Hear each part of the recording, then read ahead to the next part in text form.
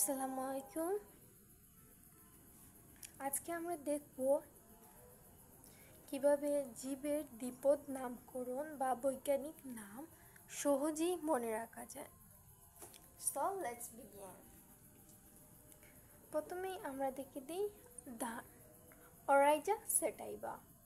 আপনারা এইগুলা সহজে মনে রাখার জন্য এখানে এর প্রনাউন্সিয়েশনটা লিখে নেবেন, তাহলে সুবিধা হবে, এটার উচ্চারণে আর ভুল হবে না। এখানে আমার টাইপিংয়ে লিখতে কিছু ভুল হয়েছে, তো তোমরা এগুলো আমি যখন বলবো তখন একটু শুধরে নিবা।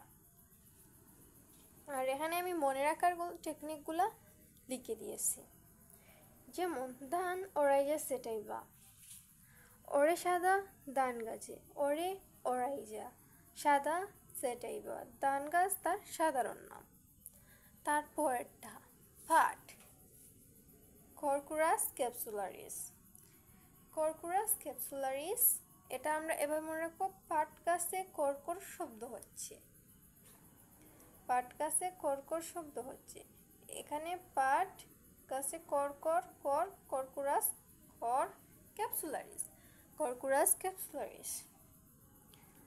তারপরেরটা আম, ম্যাঙ্গিফেরা ইন্ডিকা। আম মানে মজার, ইন্ডিকা স্বাদ। আম সাধারণ নাম মানে মজার, ইন্ডিকা স্বাদ, মজার থেকে ম্যাঞ্জিফেরা, ইন্ডিকা, ইন্ডিকা। পরেরটা কাঁঠাল, আর্টোকার্পাস হেটারোফাইলাস। আর্ট করে হেটারো পাতাওয়ালা কাঁঠাল, কাঁঠাল সাধারণ নাম। আর্টোকার্পাস হেটারো পাতাওয়ালা হেটারোপাইলাস। শাপলা, নিমফা নৌচালি, নিম ফুলের মতো শাপলা, নিম, নিমফা, নিম, নিমফা